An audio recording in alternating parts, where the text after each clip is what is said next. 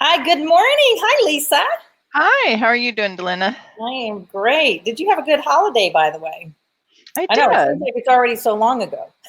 Yeah, goes by fast. I That can't believe we're already into June. I mean, that is just blowing my brain right now. So I know, and it's already the 4th of the month. It's like, okay, I but I know. don't Like, know. May felt like it lasted forever. I don't know what it was. Whatever I was doing, uh, that the month just seemed to be so long. I don't know why. Maybe I didn't do enough. It's usually when you don't have enough activity or you don't, whatever, that you feel like the time is, although I thought I was doing stuff, but I'm anyway, sure you were. so yeah, I usually am. So, all Morning, right. everybody. Yeah, good morning. Hey, Allison, good morning. Hi, Kathy. Morning. Is it nice and warm in Kansas City? I think they said it was going to be like 80 and whatever the humidity.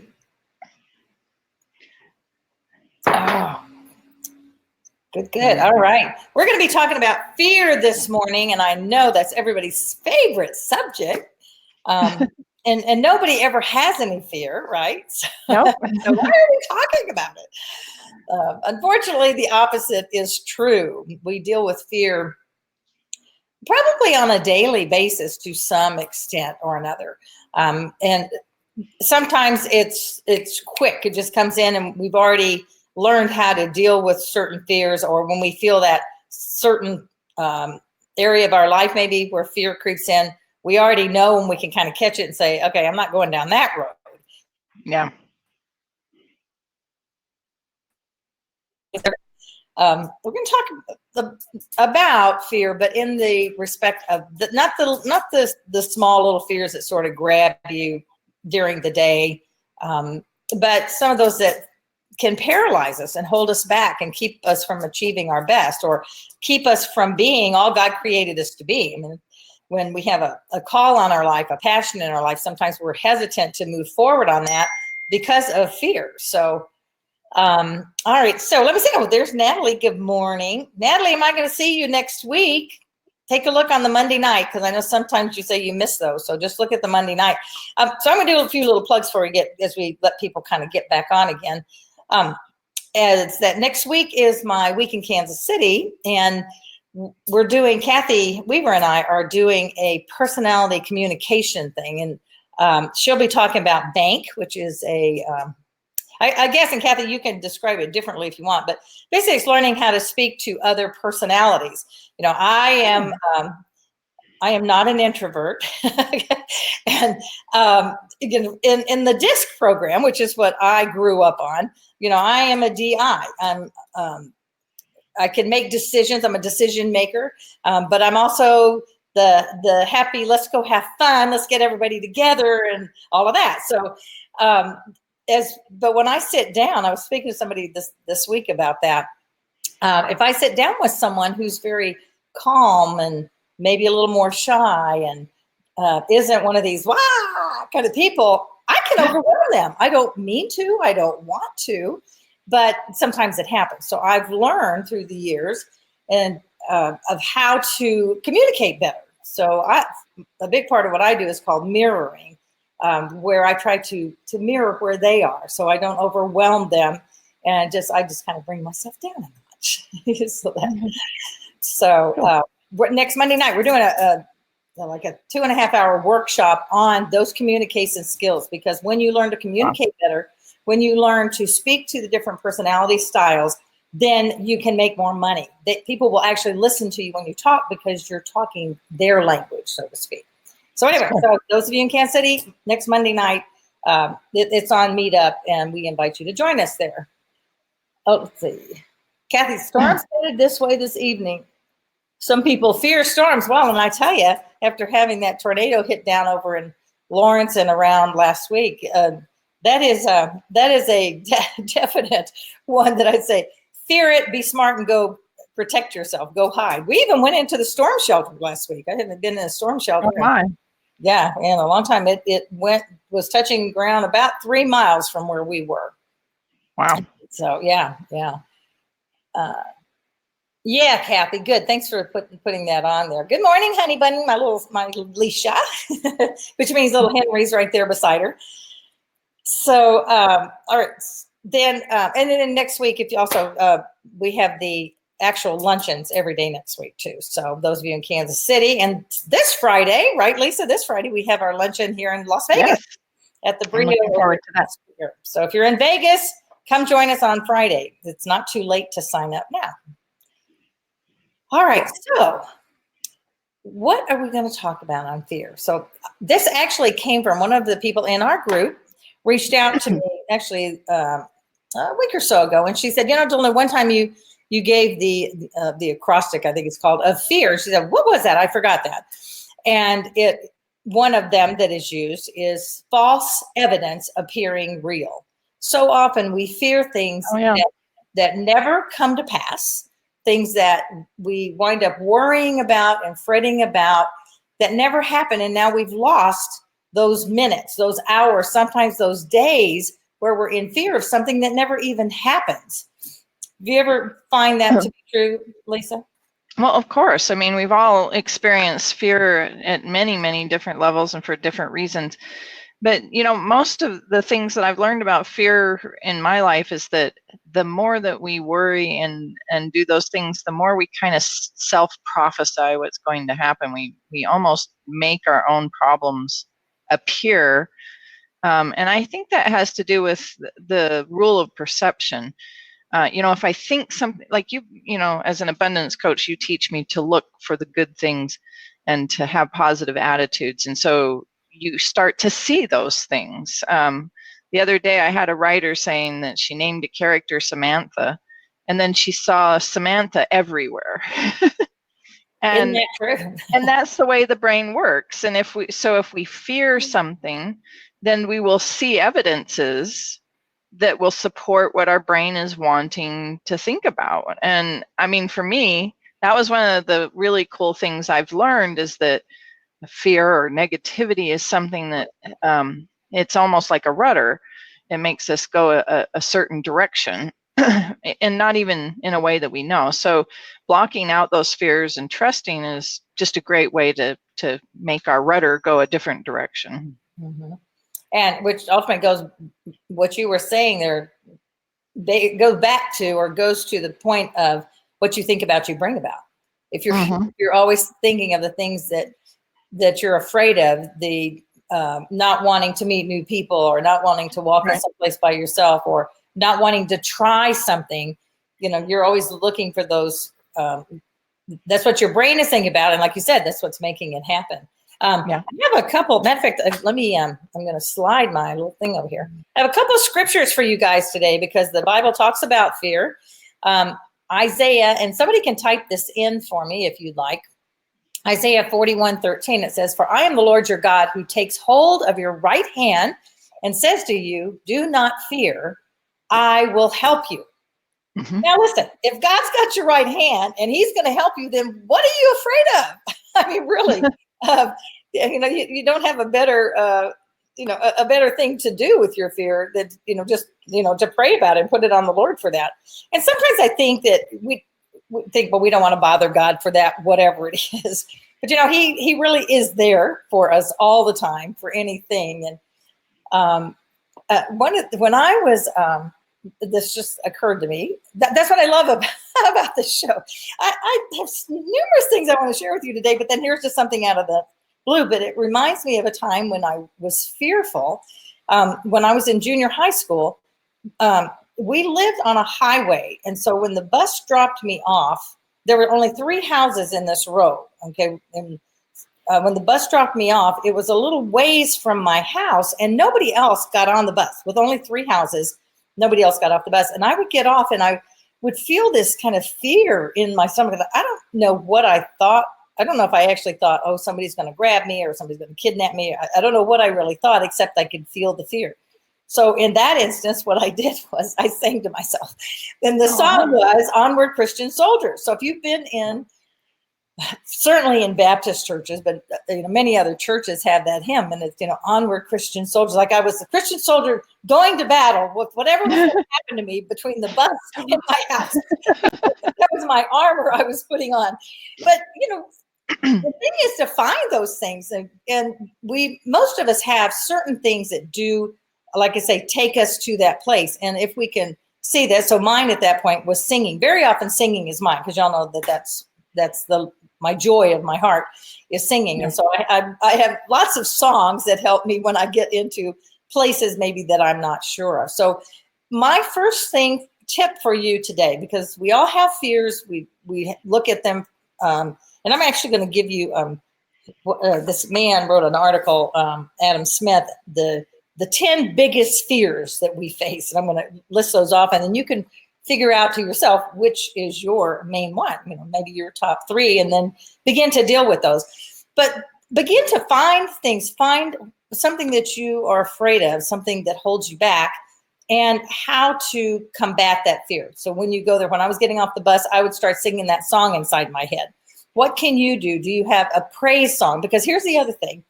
Fear and faith cannot exist in the same space. Yeah. So if you're fearful, you're not trusting God. If you're fearful, you don't have the faith that he's bigger than what it is you're afraid of, or what you are perceiving is going to hurt you in some way. So, well, and sometimes I think fear is a manifestation too of our wanting to control the outcome, which is another part of trusting our Heavenly Father to guide our lives. Sometimes he doesn't give us exactly what we ask for, just like other parents. Right. Do we give our kids everything we ask for? Yeah, and I know that sometimes I've had fears of just, it's not going to turn out the way I want it to. I've gone through all this planning, and it's going to be this way. And part of my fear is that somehow that's going to fall through. And we can't really control the future. We can influence and do all kinds of things, but we can't exactly control everything. So, well, yeah, and that absolutely is true. And sometimes that very thought, Lisa, is what keeps people from moving forward. It keeps them from doing anything, because, so Lisa said false. Okay, so I'm not sure. So false evidence. Did somebody say what was the first part of the fear acronym there? Or explain why you wrote that, because I might have missed a comment. But yeah, and that is, I think we're all destined for greatness. I think God gave each one of us gifts and talents to use, and he wants us to do them. Us sitting back and playing small does not benefit the world, does not even give back to what God's given to us, and using the talents he gave.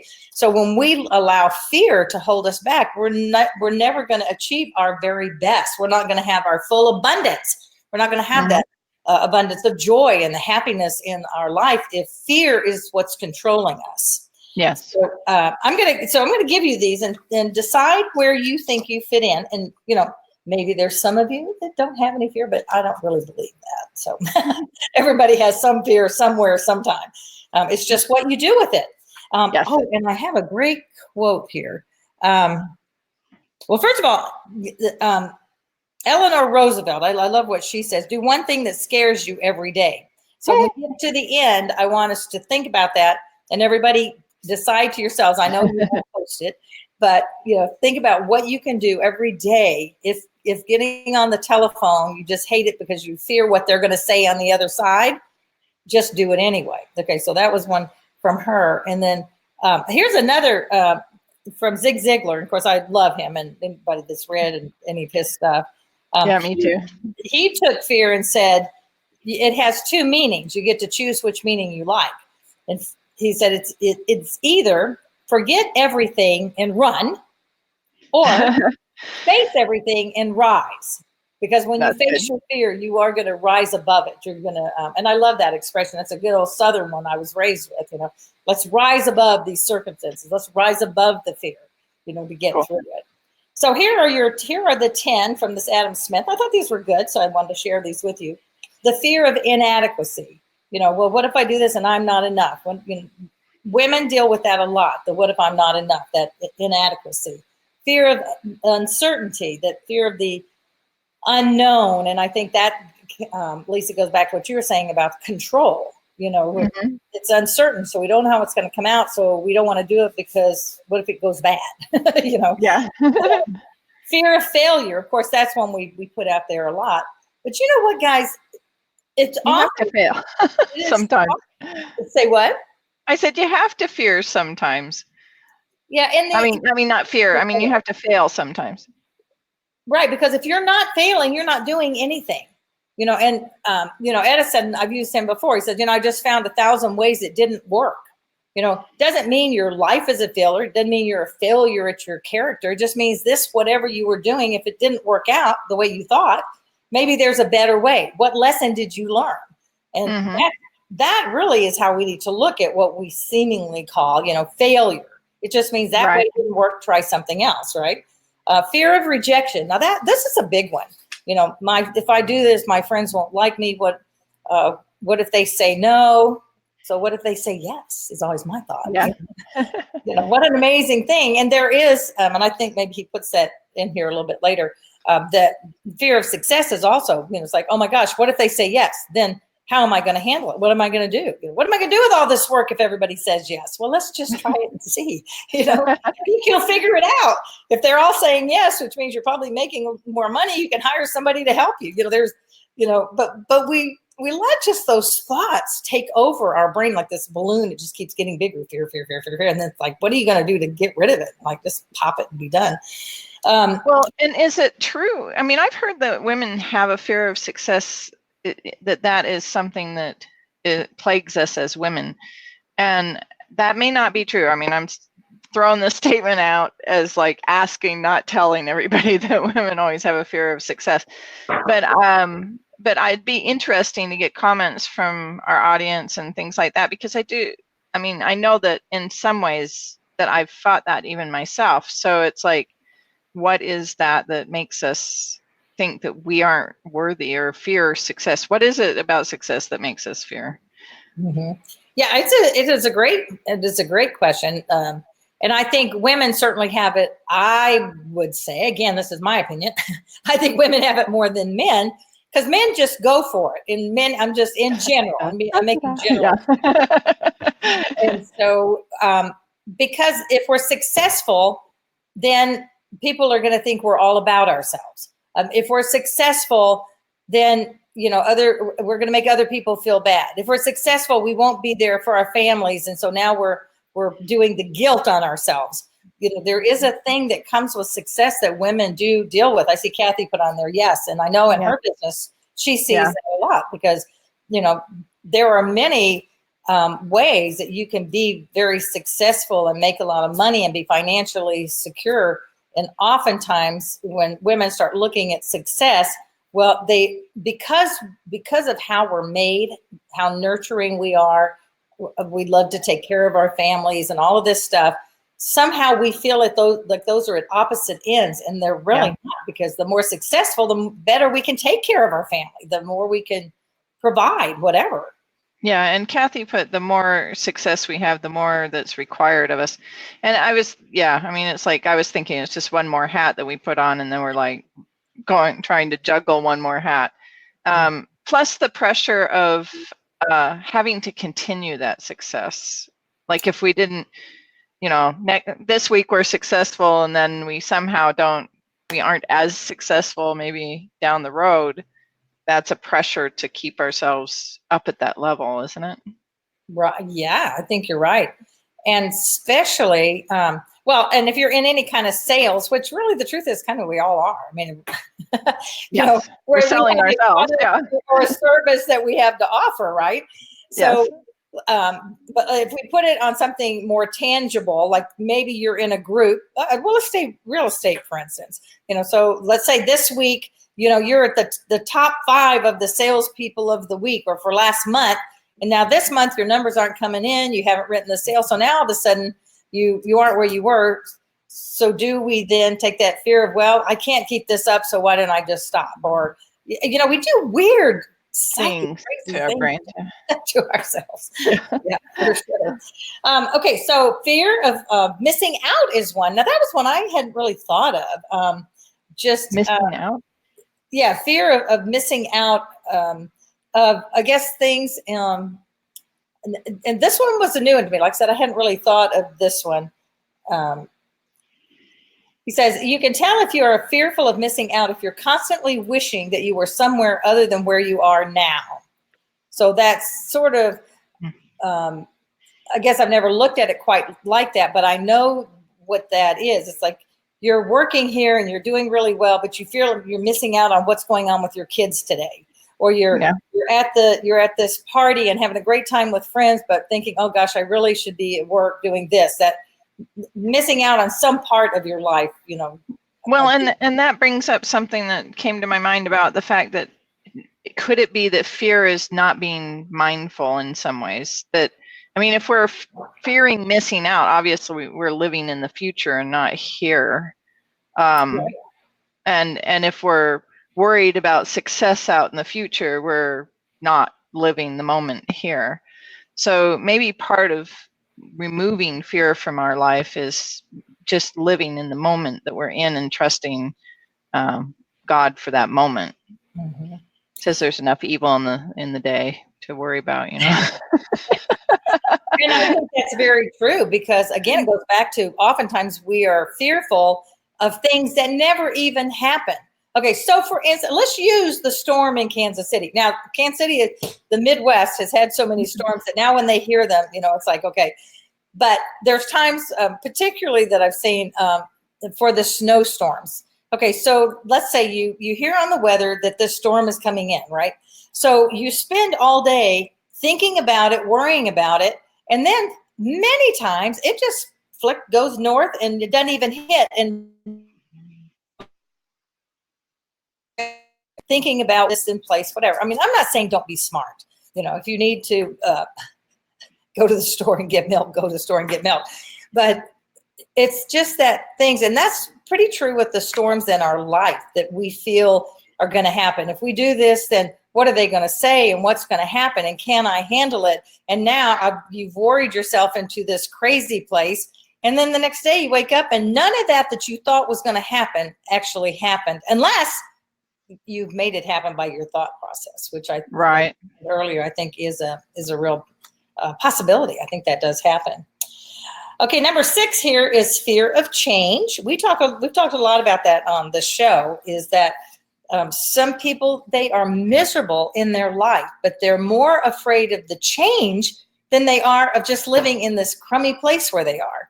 You know, it's like they don't have any joy, they're not happy, they don't like their job, whatever that looks like, and yet they're so afraid of making the change because it's like, well, at least I can handle where I'm at. I might be miserable, but I can handle where I am right now, rather than, okay, how about if we just make a different choice and change things up a little bit, you know, stir the pot a little bit. But that brings up so many, and then that really is not only the fear of change. So why are we afraid of change, right? Because we're afraid we'll be rejected. We're afraid we might not be successful. We might not like where we are when we get there. So that fear of change brings a whole lot of other fears into that big pot that we're stirring up. Yeah. So number 7, this goes back to what you said earlier, Lisa, the fear of losing control. Yeah. And here's the funny thing. We're not in control anyway. So what are we afraid of losing? Yeah. It's like losing my perception of that I have some control, right? You know, just yesterday, because Paul works with veterans a lot, and one of the most, and this really tugged at my heart, was when they were in situations where they knew that death could be, they were going to step on a landmine or they were going to do things like that. And he was talking to a veteran, and we were talking about how do you survive this situation where you knew that things were just, you could die any moment. And he said, you just had to let go and know and trust the situation, because you know, the fear that would come over you, he says, guys would just literally stop on the trail because they were so afraid that the next step they took would be a landmine, or the next step they took was a bullet that was going to come through. And he said it really helped him in his life after he got back here, which was that to just live. And because you knew that there was no way to control that situation, so you just gave it over to God completely. And I know that's a real heavy way of saying that, but really, I mean, we don't have control over what's going on. We can't decide. So you make the best of the moment. You make the best of the time you have. And I think, I mean, that actually, that is a powerful, I mean, that is really a powerful example, because how you could just be paralyzed. I mean, and be afraid to move 1 foot, 1 inch in any direction. And that whole, and really, Lisa, I hadn't really thought about it. You brought up a few minutes ago about, is it a lot about living in the moment? Because many times the things that we are afraid of, or that what's going to happen in the future, getting afraid when you walk into a meeting, you're the only one there. And what if they don't like you? What if you're not dressed just right? That feeling of rejection. Whereas if you just go and do it and not worry about it, worry and fear kind of walk a lot hand in hand, Yeah, they do. So yeah, that really living in the moment, that is a powerful example that, you don't know, none of us know what our next step will be. We don't know when we get in the car what's going to happen. We just don't know. So why worry about it? Why be afraid of it? Just live each moment. And I think that does bring us a lot more joy, and just releasing it, because we don't have control of it anyway. So yeah. We got 4 minutes.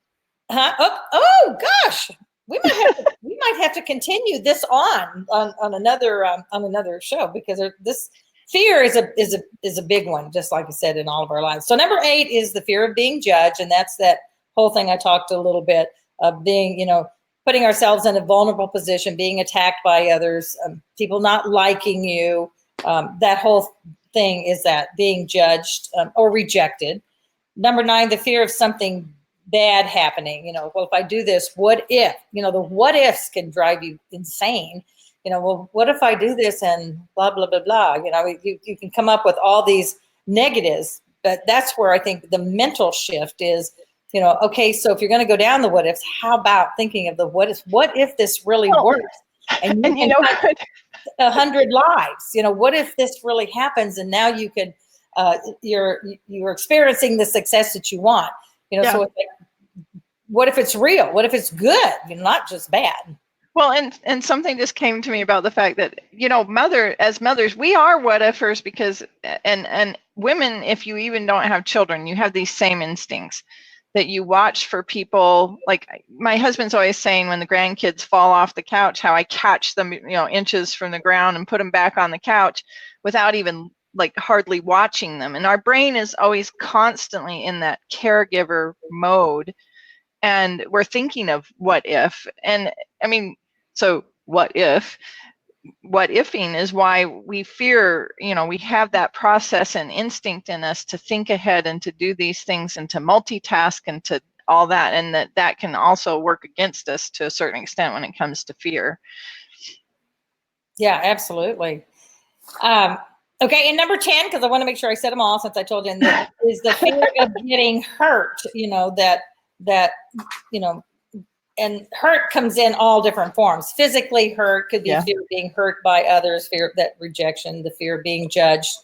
So I have, and I know it looks like, we're probably going to go over a minute or two. So here's a couple of thoughts for you, because I want to leave you with some positive way to handle your fear. Okay, so first of all, today decide what you're going to do. One thing, as Eleanor Roosevelt said, first she says, look fear in the face. And then she said, do one thing that scares you every day. Because when you get used to doing that on the little things, then you can handle them more on the bigger things that happen in your life. So that's my first thing I'd like for you to do this week. And then the other thing is the word. So I'm going to use the word look. I want you to look at the fear, and is it real, or are you just imagining it? Okay, so really look at it realistic. Is it false evidence appearing real, or is there something? If a tornado's coming, that's pretty real. Go to the shelter, right? The second look, okay, is to look at the other people around you. Oftentimes, the thing we need to do is get out of ourselves. It's not always about us. It's not about me. It's not about you. If you're fearful of going into a meeting, start looking at the other people and not how they're going to judge you, but look at what can you bring to them. What blessing, what positive thing can you do? You be the light. You be the sunshine that walks into the room. Okay. So don't look at how they're judging you. Take your mind off that, because then when we make it all about us, so that's why we're fearful they're not going to accept us. So change that. It's like, what can I do? What can I do to be a blessing to them? So look at the people around and what can you do for them that will keep you from being afraid, because that really does work. Look to God in prayer and scripture. Find you some scriptures that really that you can grab onto. That one I gave you today, there are many in the Bible if you go looking at those. And then the last one is to, again, look. So my word of today is look. To help you get through the fear is to look at it and do it anyway. Look at it, and yes, so you have a little fear. Just look at it, realize what it is, and just do it anyway. Just that one thing, I said, that one thing that scares you. And once you start doing that, you'll become more confident and really look at where you are today and live in the moment. So I think that, and I'm going to really give some more thought on that, because I really hadn't put those two together, that if you're really living in the moment, many of your fears will go away. Yeah, because, and fear and faith can exist. So if every moment you're living in a place of faith and living that moment, you don't need to deal with those fears, because those are always projected. So yeah, good thoughts, Lisa. Yeah, you too. Yeah. So thank you so much, everybody. I think, I don't know, I didn't see, I hope that I said any more comments. Everybody that's out there, did we get everybody's comments in there? I think so. All right, cool. All right, everybody, guess what? Life is not a matter of chance. It's a matter of choice. Choose wisely. Choose to. And go this week. All right, thanks so much. Thank you for being here.